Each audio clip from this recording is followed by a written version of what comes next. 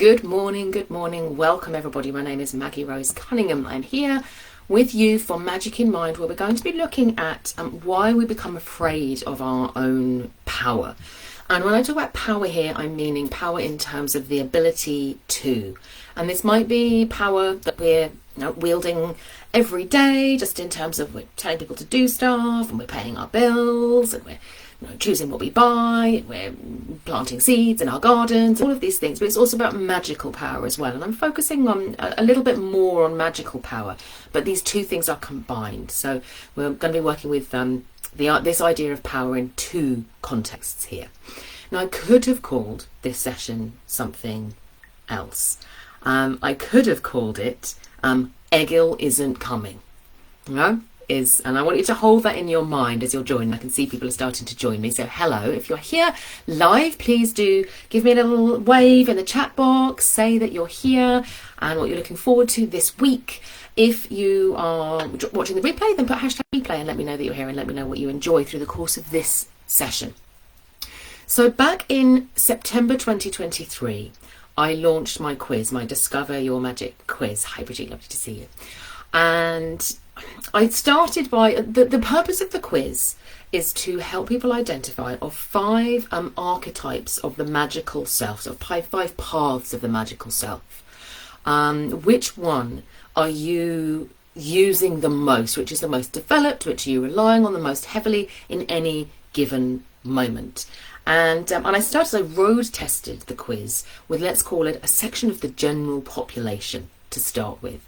I went out and I asked people who are in my mastermind and the business groups that I'm members of, and I asked family and I asked friends and I asked ex-colleagues to get a really good spread.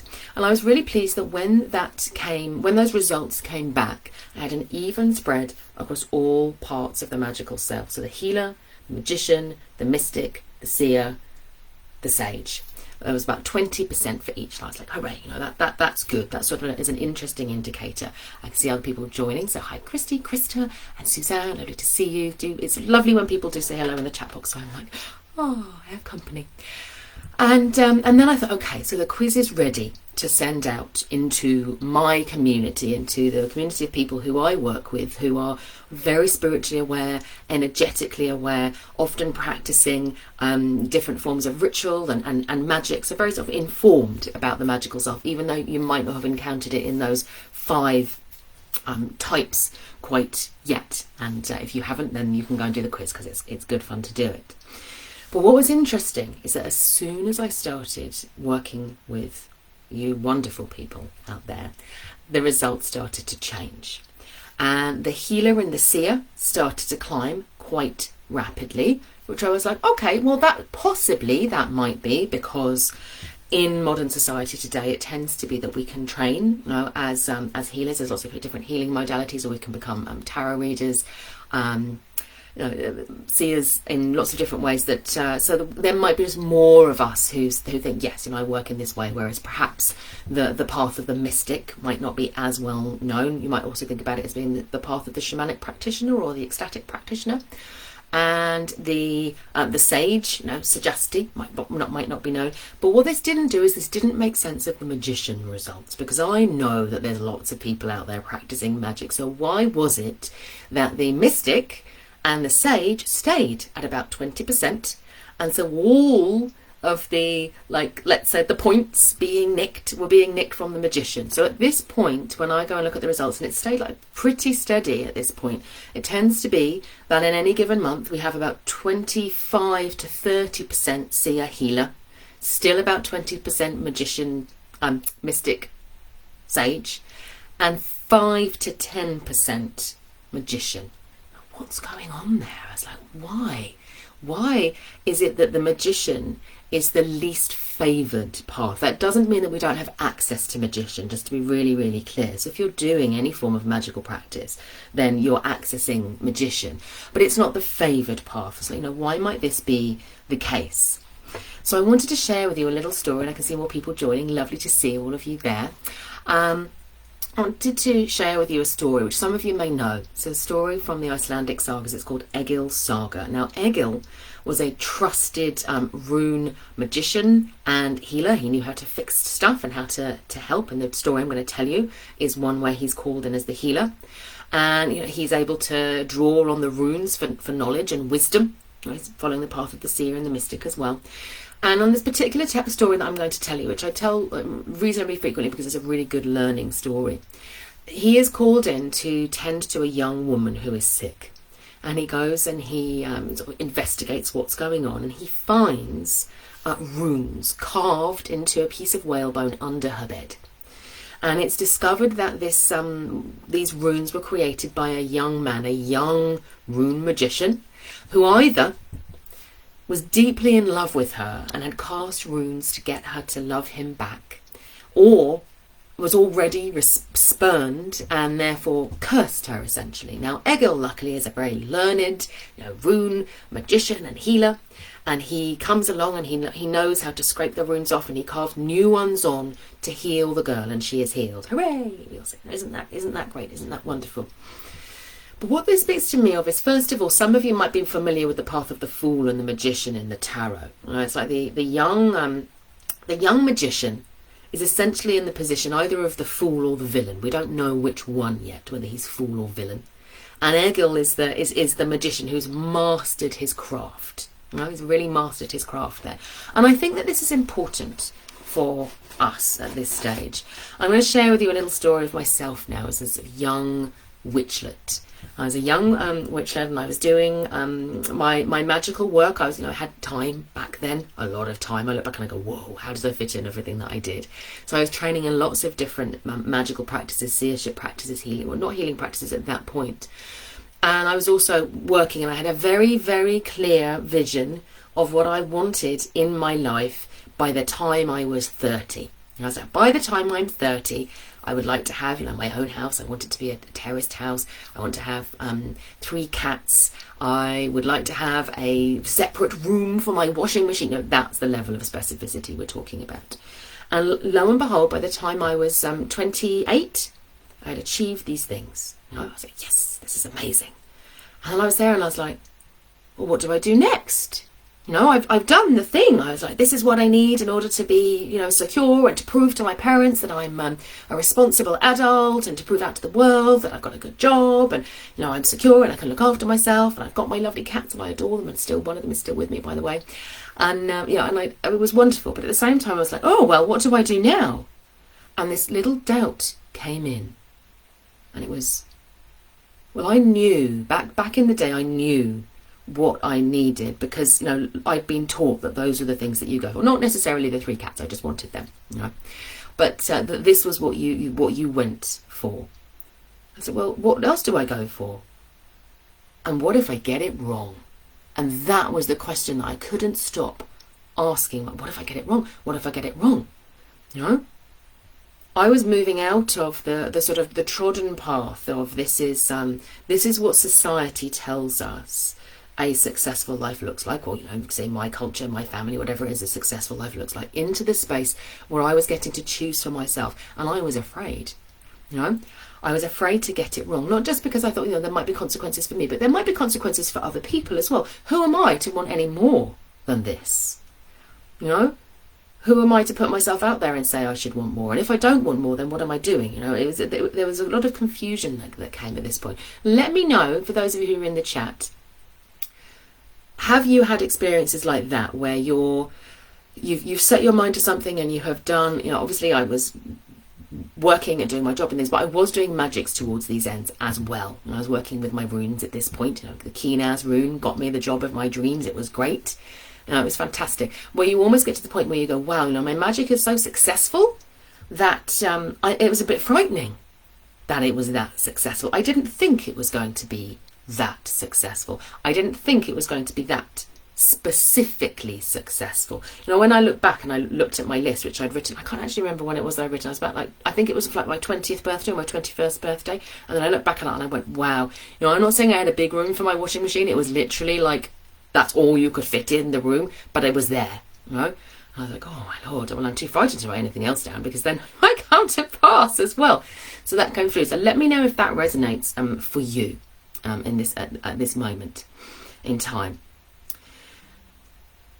Now, I stopped doing any magic for a really, really long period of time. And to a certain extent, I think that that was correct at that time, because I was really raising up my mystic and my seer and my healer. And my mystic was saying, well, if you're so specific, you're constrained. You know, what if there's more? And I was learning about the path of what I think of as co-creation. This path of co-creation where I would say to Spirit, what is it that you want? Where is it that I need to go? And I sort of went in the other direction. I sort of veered massively in the other direction. Through the course of the next decade, I became, incredibly sick. I was already having some health problems, just to be clear at that point, but it was when I sort of let go of that magician self a little bit, and everything went very, it was, I burnt out at work. I had to leave my job. I trained as a healer. I did all sorts of things. I went back into my work and it was lovely, but I burnt out for a second time.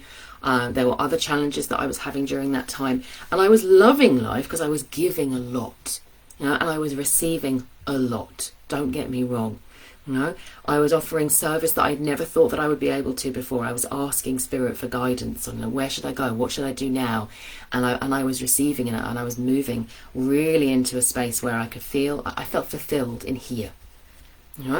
My cats gave me some fulfillment in there, my heart gave me some fulfillment in there, but at this point my edges were growing bigger. I was following that path of the mystic, that path of the seer. I was doing all of these things, but my health was suffering and I wasn't getting what I needed, and I'd let go of my magician a little bit too much, is the way I look back on it now. I realised, I'd put myself in the hands of others, and not just of Spirit, but of other people around me saying, oh, this is what you need to do, and this is what the next step of your job looks like, and yes, you should take on more, and there is so much out there in the world that needs to be done. And what I've realised is that I believe now, I look back on it now and I think to myself, I think we're a little bit victims in the modern world of a polarity, sort of polarity between the shadow of the magician and the shadow of the seer, the shadow of the healer, apologies. And both of these are change makers. And this week we're going to be looking at change making. We're doing our change making with the runes quest, which I'm very excited about.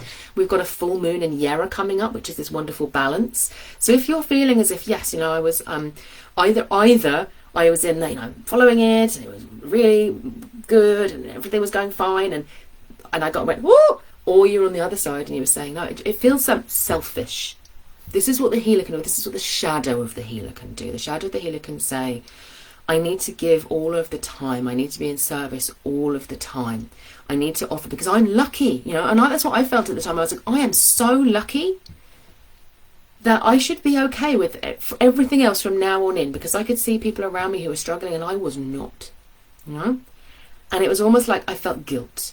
I felt guilt. I wouldn't say it goes as far as shame, but that might be something that people feel there.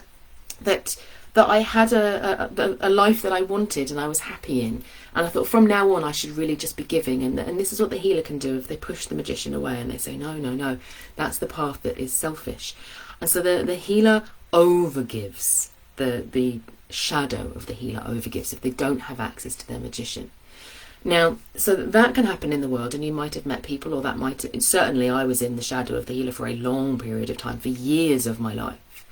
And certainly if I'd done the quiz at that point, it would have been healer that was dominant for me, not mystic, which is now my place of joy. But it wasn't just that the shadow of the healer was quite big out there. It was because the shadow of the magician was so huge. It was like the two of them feed each other. So the magician in modern society pursues technology simply because it can, wants to be in charge, thinks that human beings are out here to be in control of nature. Believes absolutely in dominance and hierarchy. Magicians like structure. That's why we can work really well with the runes, with the structure of the rune and channeling the energy. But these things, when they're not balanced by the other parts of the magical self, can become very overexpressed. Like competition. Somebody has to win. That's a very overexpressed magician thing to say. Somebody has to win. It's all about gain. The game of money can become huge for the magician as well. I've got it, you haven't, there isn't enough, I need it. All of these things can come in with the magician, and sometimes a little combo of the magician and the overexpressed seer as well. And so we had this shadow can form where our healer selves can feel the massive shadow of the magician operating in our society, taking and taking and taking and consuming and dominating and being like, this is right, this is wrong, this is, I'm in charge, and all of those things. We can feel that, and so we go, I am absolutely not going to be part of that. No, that can happen. And then we move into the healer more. We take shelter in the healer, and eventually we move into the shadow. We might not mean to do that, but we do that.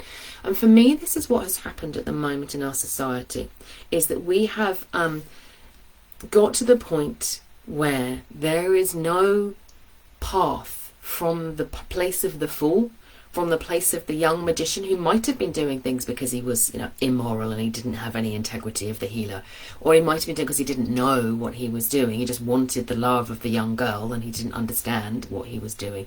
And we don't know what was the path for him to get to where he needed to. And this is the thing, in our society today, Egil's not coming. You remember that I was saying, like, at the beginning, the girl's parents, they call on Egil, and they say, well, we'll call on Egil, the great rune magician, the great healer, to come and to fix the problem. And I'm not saying, no, there are lots of other traditions that we can work in, that we can say, okay, there's a problem has been created, how do I work with that? And we can call on somebody. But there are very, very few, like, Northern tradition practitioners out there in the world right now, who are operating at a deep, profound level where they're able to say, okay, we're going beyond, here is a bind rune for wealth. And I say that with love, because we need bind runes of all descriptions. There are beautiful, beautiful things out there. And I know that some of the people who create bind runes are doing it with incredible power and expertise. But I also know that there are plenty of bind runes being copied, very similar to our little young rune magician who didn't really know what he was doing, maybe. And we don't have Egil to call on anymore to sort of say, I'll go and I'll ring up my local Northern tradition person or whatever it is, and they'll come and sort me. But equally, I'm not sure that that's the way that it's supposed to be now. Even at the time that Egil's Saga was being written, we were moving into a space where magic wasn't seen as being a collective activity that was shared within the community. It was seen as being owned by sort of a few people, and there will always be, I think, people who are moving backwards and forwards between the veils, and they have particular talents to do that. But I do feel that in our society, each of us has a role to play. Each of us has a magic to claim. Now, and part of the reason why Egil's not coming is because saying this is the point where you need to sort yourselves out and say, okay, where is my magician? Where is my sage? Where is my seer? What are they doing at this point? And to say, it shouldn't be separate. It shouldn't be, this is me doing my magician thing out there in the world, getting the job and the house and the things, all of those things, and here's the healer over there picking up the pieces afterwards. They should be operating at every level in society together. I'm going to stop preaching in a moment still, but it's finding that balance between all parts of the magical self that is important. Now, in looking at this, we've got this story of the young rune magician and of Egil as an example of clearly what that rune magician needed. He needed instruction, and to be honest, Egil, much as I use him as my example, he never went and said, now I will go and I will become the teacher for this young man and support him in his endeavours, which is what we need, isn't it? We need teachers to help us to make that journey from saying, I'm clumsily creating my first bind rune and I'm not quite sure what I'm doing, and I need someone to come and make sure that I'm doing that right, and then every step of the way I'll find somebody else who will support me and help me. When we don't have that, we have to look elsewhere. And so what I wanted to say to you is, there are teachers out there. Obviously, that's my life's work is dedicated to providing that.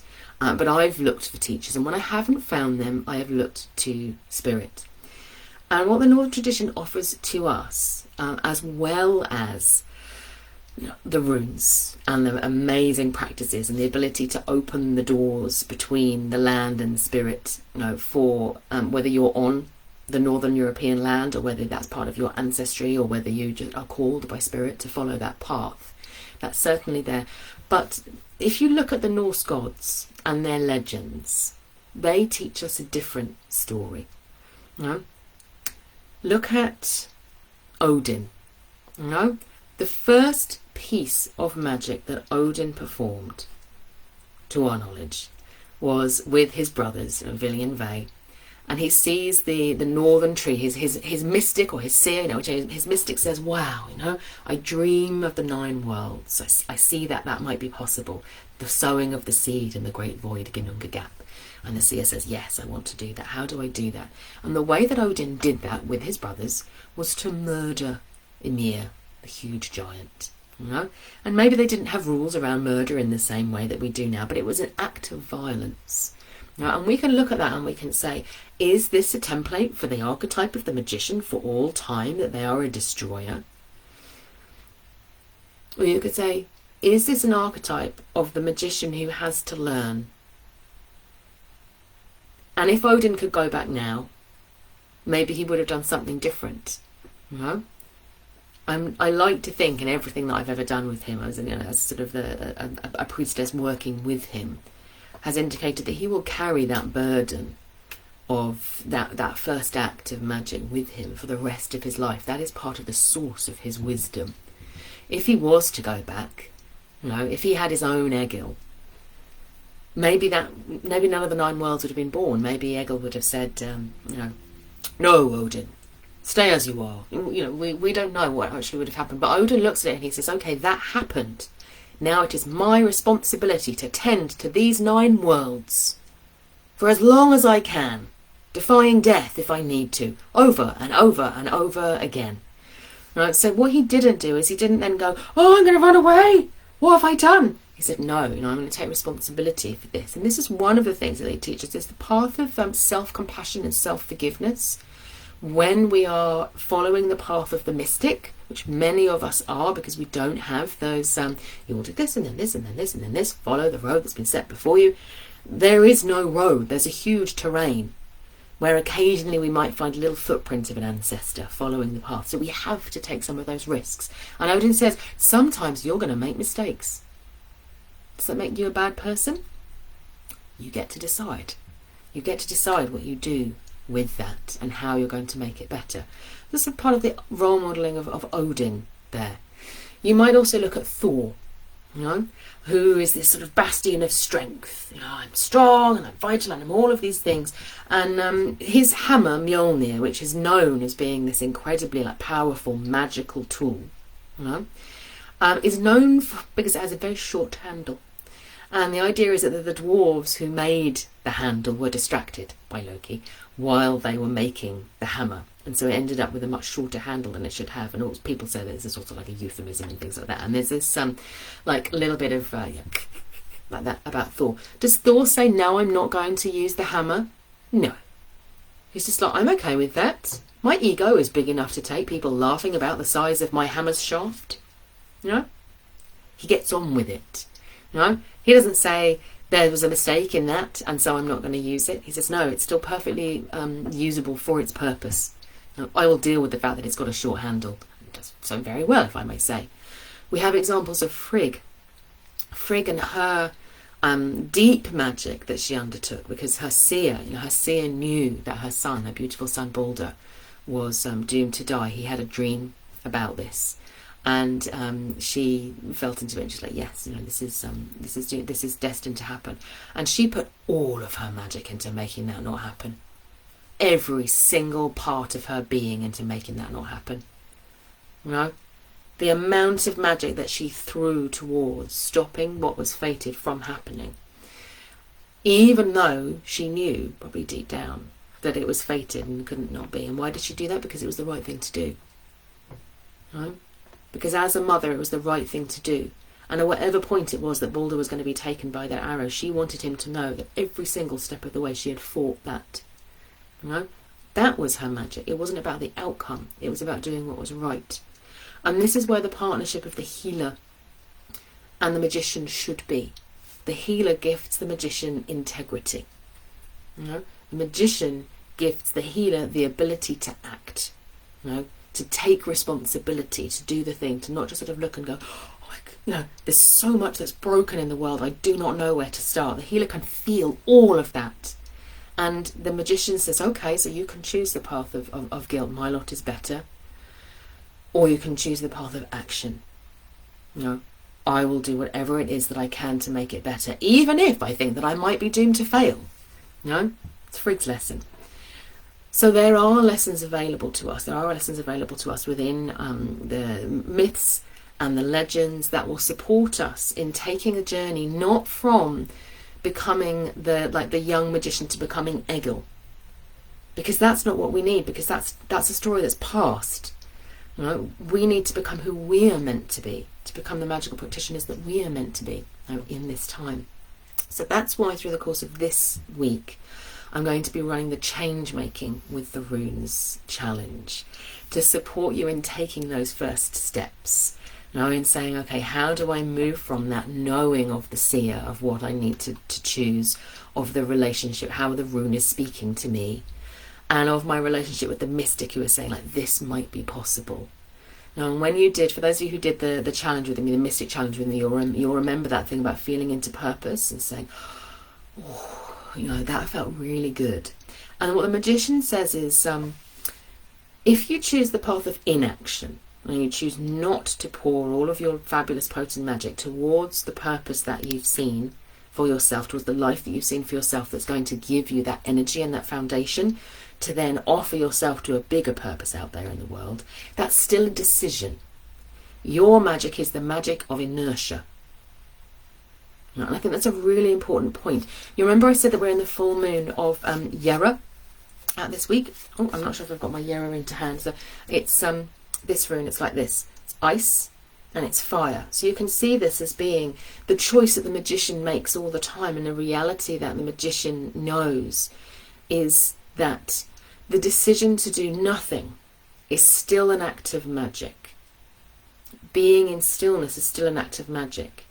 And if you've pulled the Isa rune, and the Isa rune has said, you know, being in a state of stillness and moving back inside and moving into rest is the exact thing that you need to do right now, then you treat that as an act of magic, and you use your runes to support you in receiving the deep rest and the replenishment that you need. But you go for it, you know.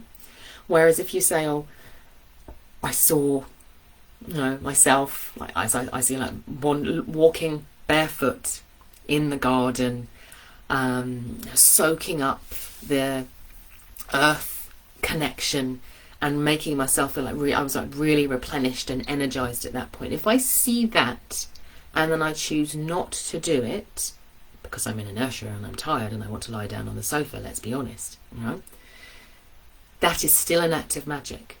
It is an act of deciding to lie down on the sofa and not do the thing that my mystic has said, this is going to help you, you know. So this is what the magician absolutely needs, the other parts of the magical self to help them to take action. What I'd like you to come away with today is that sense of, if you do feel that, how do I move forward? What do I want to move forward to? Remember that every act, if it's an act of a choice not to act or a choice to act, is an act of magic. As we move forward and move into the Changemakers Challenge, which is a little bit of a blend of the healer and the magician. So that was important in this challenge, that we sort of brought in both, because it's so important for us to be able to balance them out. So let's have a look and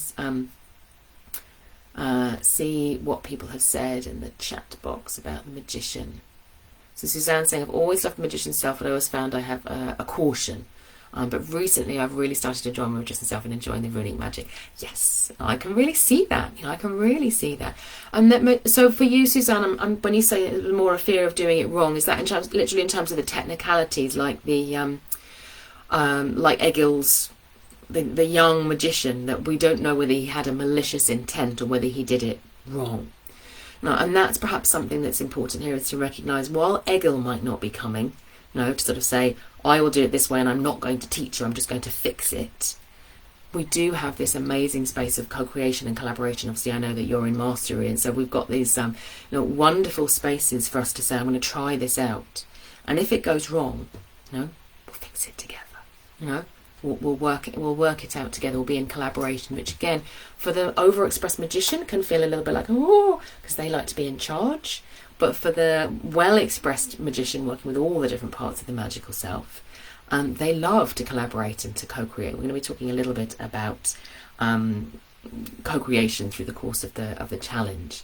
So you're saying, I'm doing my magic with the rituals of the Wheel of the Year, grounding, healing, a time of reflection, thanks and forward wishes, goals. Yes, and that is a really powerful way of aligning our magic to the bigger picture, isn't it? You know, it's sort of partially a seer mystic piece there to say, okay, what does the Wheel of the Year, and the Sage as well, you know, where am I on the Wheel of the Year, what's appropriate at this time, gives us that sort of inbuilt compass, you know, to work with. Chris is saying, my magic feels rusty. I'm never sure because my sage is huge. My analytical mind gets in the way. Ah, yes, indeed. The analysis paralysis. You know?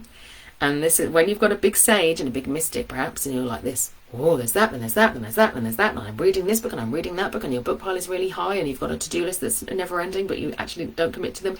Normally means that, yes, your magician is going, and what we're going to do, and that your seer is also saying, I'm here, I'm going to help you to choose. So it's a little bit of a sage mystic combo there that you can get, Christy, that can lead us into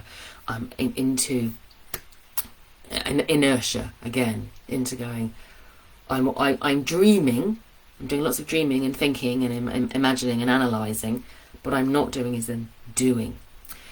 And Alexa says, I love that Yera is here at the halfway point of the year. Yes, it's really lovely, isn't it? It's actually very powerful because in the Wheel of the Year, Yera is on the other side of the year. It's at the winter solstice, or the summer solstice if you're in the southern hemisphere.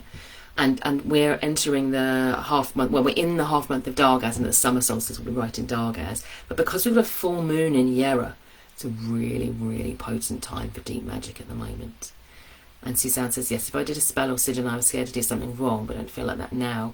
I haven't got my mystic, gave me my runic pillar of light, and I'm doing it daily. Yes.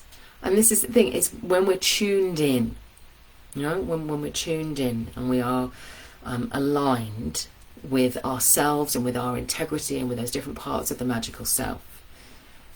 I don't think there is anywhere that we can't go in terms of our magical potential at that point. When we're operating in partnership with our runes and with our spirit guides and with all these different parts of our magical self and in community as well. And Chris is saying, oh yes, you just described exactly what's going on. Oh, well, I'm glad I described exactly what's going on, Christine. I hope that this challenge will provide you with a space to start to nurture your magician and your healer a little bit. So, thank you so much, those of you who have joined me live. If you're watching the replay, please do let me know your thoughts. How are those nuances between thinking about the magician and the overexpressed or the shadow of the magician, and the healer, and again the overexpressed, the shadow of the healer, and the sort of conflict that they can come into? How is that landing with you? How is that idea of not trying? We can't become Egil without the path of the mistakes first. You know, we need that, and we need more Egils in the world, and that's what Egil didn't leave us, was a legacy of other Egils. So, you know, we have to become the Egils ourselves. The only way to do that is to try and to make mistakes and to be okay with that and to keep on evolving. And the piece that I gave you at the end, that remembering that when we choose to do nothing, we're still choosing, you know? So I look forward to seeing you. I'll be posting the first challenge of change making with the runes this afternoon, so look out for that. You will have 4 further challenges coming each day through the course of this week, and you have until Saturday at 8 p.m. UK time to come in and complete all the challenges. We'll be meeting again on Sunday for our final celebration. And for those of you who don't know yet, Awaken to the Runes, which is my big rune program, closes its doors for entry for this year on Monday. We are having our first welcome circle on Monday. So if you're thinking, I want to step into my rune magic, then remember that taking a decision to do nothing is just the same as taking a decision to do something. You know? Make the decision that feels right for you. I look forward to seeing many of you through the course of the challenge and beyond.